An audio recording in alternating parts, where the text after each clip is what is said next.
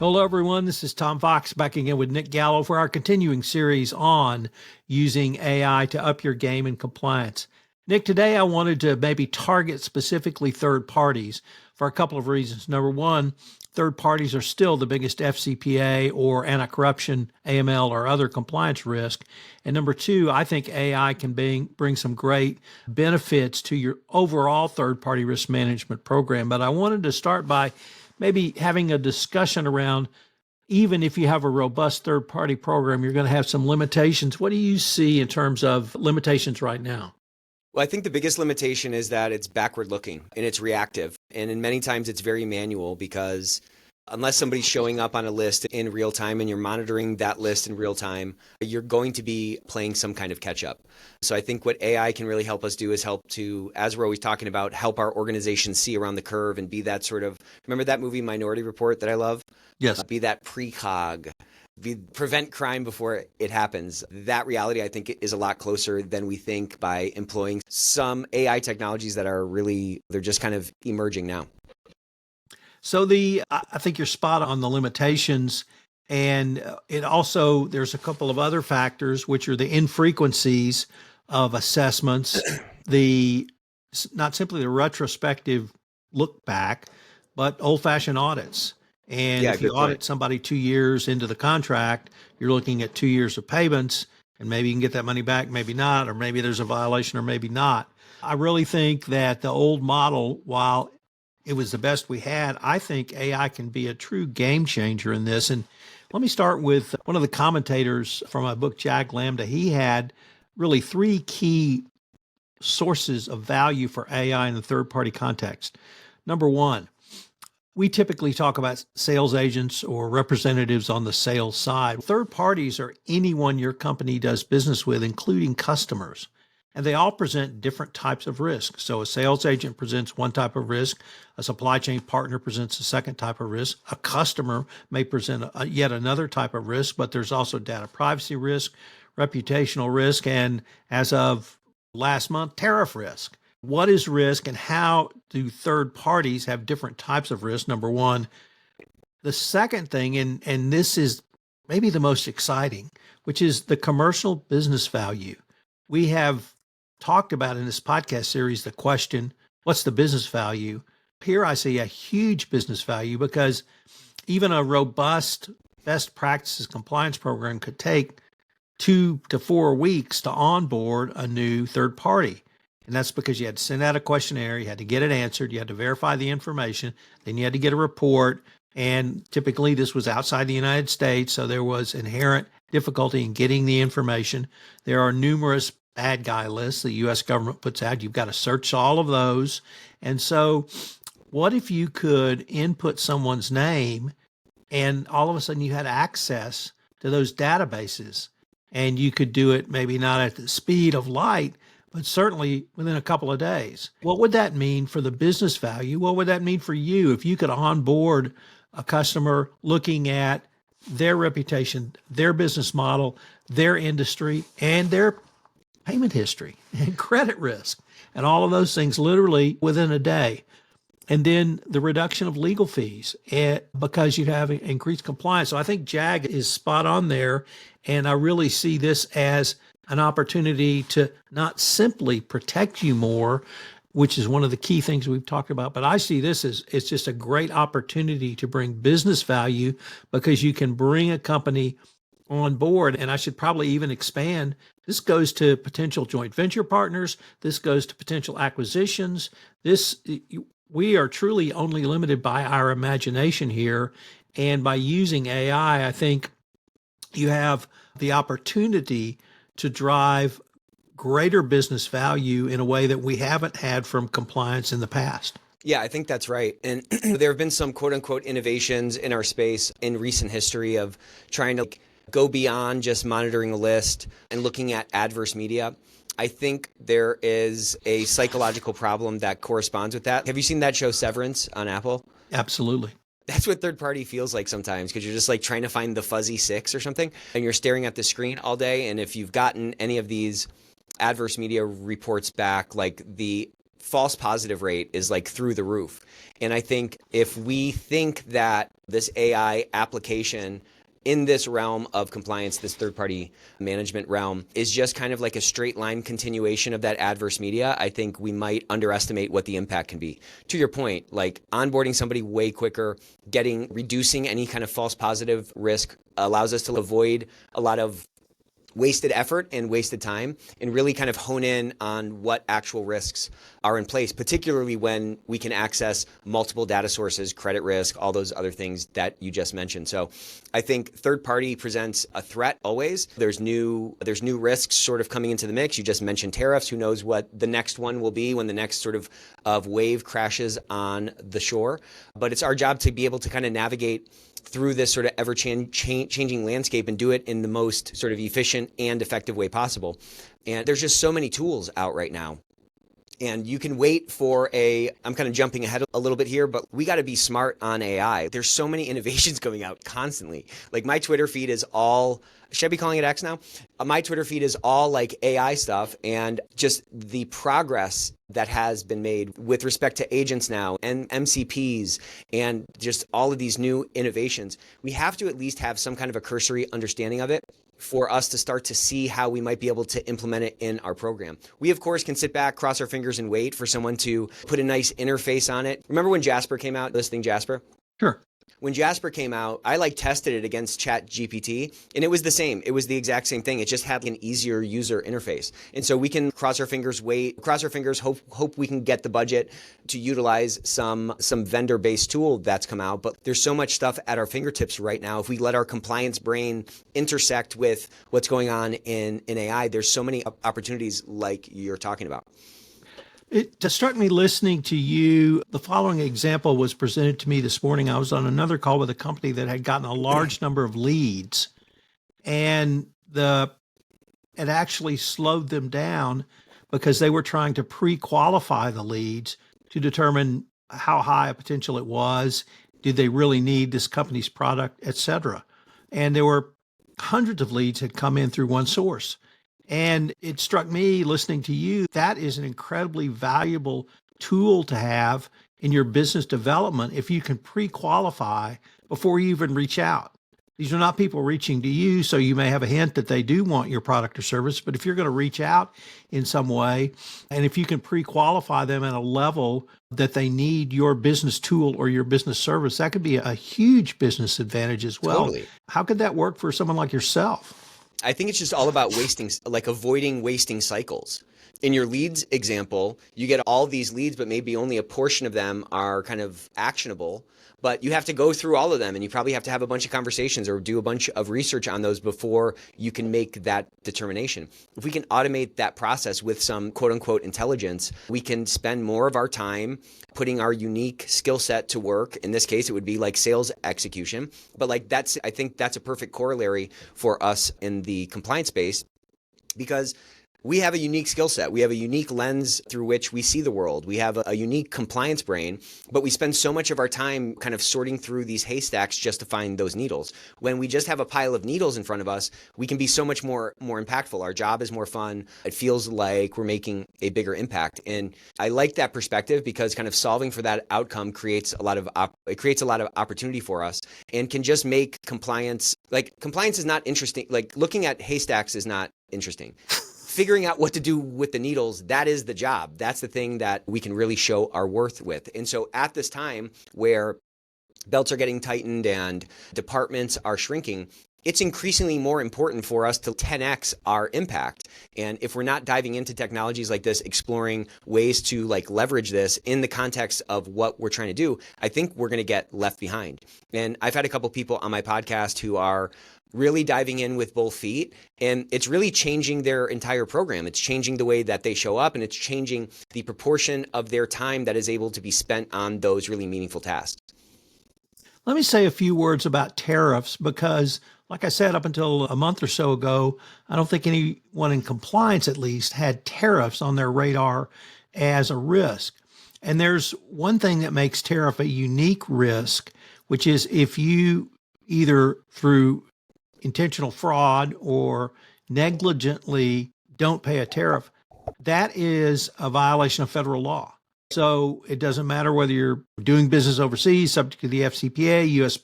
public or private company. If you don't pay the right tariff, you're subject to a criminal prosecution by the U.S. government. And that's a False Claims Act claim. False. And so someone could whistleblow to either the DOJ or the Department of Commerce, hey, Company X has moved their supplier from Colombia to Panama for widgets. And the widgets are not being manufactured in Panama. They're being manufactured in Colombia. And Colombia has a higher tariff than Panama.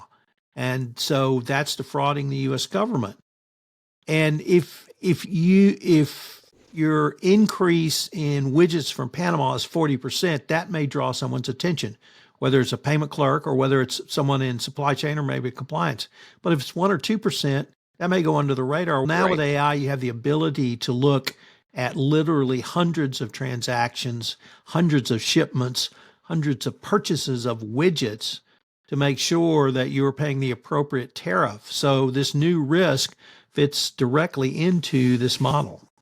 Yeah, because it's a pattern recognition machine that you can train with your own, and it can process tons of data to result in some information that you can take some action on. I don't know, like I really like these conversations to be practical, and when someone listens to it, they can do something a little bit different. I don't know if you've played around with Perplexity at all, but I really love that tool.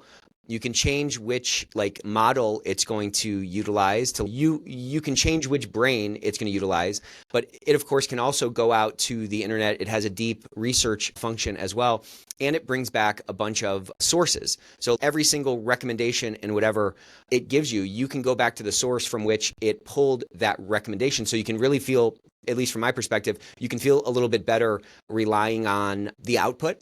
And so someone could literally create a space to build out. So I'm not trying to nerd out too much. This is another great hack. Gemini is really good at prompting. So you can go into Gemini and you can prompt that to say, hey, help me build a comprehensive prompt to improve my third-party risk management program. And these are the things I care about. This is the kind of business I'm in. Here are some things we need to sort of keep in mind. And the prompts that come out of Gemini can then be dropped into something like Perplexity. Like you can create a space, or in ChatGPT, you can create, what do they have, like projects? Like you can create a project over there with a really fulsome prompt that's really going to leverage that ChatGPT or that Perplexity space in a much better way versus trying to figure out, just like dictating into the tool yourself. So I really love that sort of Gemini for prompting hack. And I keep trying to push people to, you got to just jump in the pool and start kind of swimming around, to start kind of dog paddling around, and you're just going to start to see some things that, to your point, you might not have seen if it's all these little 1% that don't sort of cross that materiality threshold in an individual or from an individual standpoint, whereas in the aggregate it is a risk that you have to look at. Another thing, like I'm glad we're talking about tariffs, because that's moving around so much and it's hard to comb through all the legislation and all of those movements. And so when we're even just bouncing a question against ChatGPT in that deep research phase where it can go out to the internet and do that research, can give you some quicker peace of mind that your program is set up correctly. Let me sort of pick up on one of the points you made. I'm going to call it dog paddling. I want to take it in a little bit different direction. I think you and I dog paddled with AI. I certainly did with ChatGPT. And the more I use it, no surprise, the more proficient I become. But what would you say to the compliance CCO? Why don't you invest in some AI training for your team? Are we to the point where maybe it's time to have an employee take an AI course? Obviously, there are lots of free courses available, and many of us have availed ourselves of those. But should we now have corporate functions where we provide either in-house training, we bring in somebody, or we instruct someone to go to a conference and get some training? Are we to that point? I think we've been at that point. And I think, so let me tell you a story. My buddy runs a company. It's a pretty decent sized company. And one of his OKRs for, I think last year, or maybe it spanned into this year, but it was like every person, this is real, every single person in the company was required to take 40 hours of AI training, and he found some courses and stuff like that. That's a massive investment, right? But what he said was that it just forced everyone to get pushed in the pool. And the problem with courses is like they almost can't keep up with the innovations, which is actually fine in a certain sense, because if you're forcing people to go through it, everybody's on a spectrum in terms of remember that adoption curve where you got Luddites on one side and the early adopters on the other side? Everybody's on that kind of a bell curve. And so if you can pull or force people to start adopting it a little sooner from a course that might not be as cutting edge because this thing is moving at light speed. The stuff that's coming out now, 3 months ago, no one thought was possible. You know what I'm saying? So it's moving faster than like a highly produced course from some vendor. It's hard for a vendor to keep up with that with really fresh information.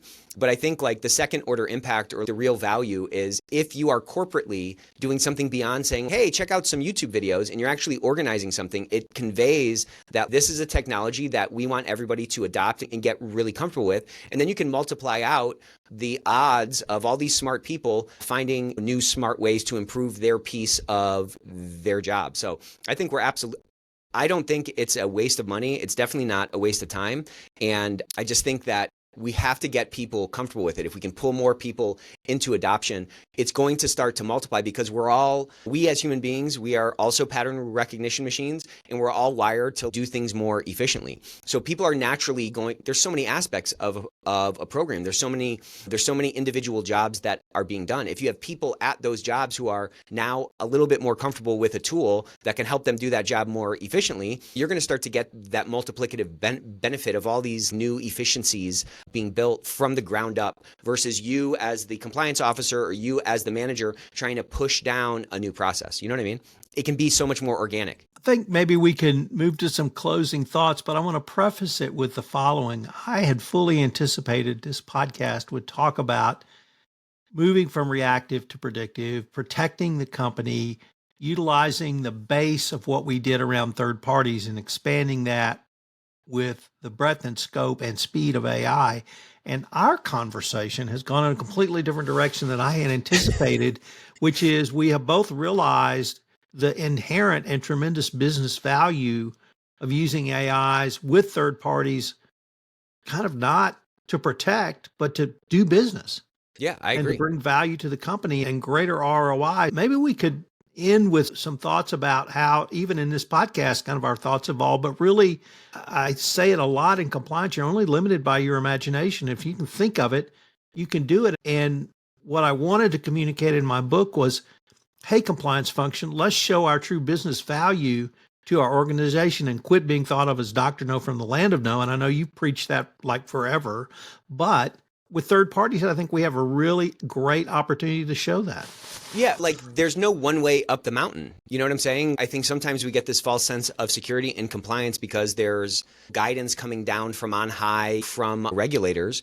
And that is obviously a component of the job. There's very clear things that like we must do, but there's also another layer that's sort of like limitless of things that like we could do that go beyond the letter of the law or go beyond the letter of the guidance or whatever it is we're talking about. And so like us tapping into our imagination or if we don't think that we're very creative or whatever, AI is a great brainstorming partner. It's a great thing to leverage to say, what am I not thinking of? Or there are truly limitless opportunities. And I think when you start to expose yourself to what's being done in general with AI or in particular in terms of risk management, you start to get some really cool ideas because people are very eager to share what they're doing and eager to share their quote unquote innovations with this tool. And that can spark so much more creativity and so much more imagination to be applied to these programs.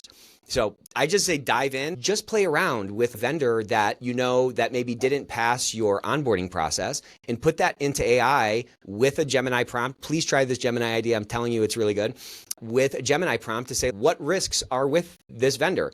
And in the content, if your prompt is fulsome enough, you can kind of test it and see, okay, wow, this recognized some of the risks that our manual, reactive, slow process found. That can help us to, again, speed up our impact and really show our value to the business. But again, every business is all about solving problems. We're all walking backwards through life, regardless of our department. No one can truly see the future. So innovation needs to be our friend. A faster path up the mountain can be found, but we can't just keep doing what we've been doing. So the time is now. Time is now to dive into the pool. And I'd like to maybe end with the following. A risk does not mean no, it means a risk. It is one factor in your analysis. And if there's a risk, it's up to you to create a risk management strategy. And it's been my observation, particularly in the energy industry, is the people that took on risky ventures with an appropriate risk management strategy tended to be the people that made more money. And so risk may equal opportunity. And if you can use AI to help manage that risk, I think that will bring you a true business advantage. I agree. Couldn't agree more. Nick, I know our listeners probably think we had this all scripted out, but it went a completely different way than I thought. I can't wait for our next episode. Same here. Compliance Podcast Network. Start your mornings with daily compliance news, quick, sharp updates on the top compliance and ethics stories in under 5 minutes every morning in Compliance Podcast Network. Because compliance never sleeps. Need practical advice fast? Check out Compliance Tip of the Day. One actionable idea to level up your program. Short and sweet, every day on Compliance Podcast Network. Got 10 minutes? We've got the week's top 10 stories. 10 for 10 brings you the big compliance headlines. Fast, fun, and focused. Every Saturday on Compliance Podcast Network. And don't miss the Sunday Book Review, where compliance meets culture through must-read books and big ideas every Sunday in Compliance Podcast Network. Whether you're in the office, on a walk, or commuting, stay smart, stay ethical, stay tuned.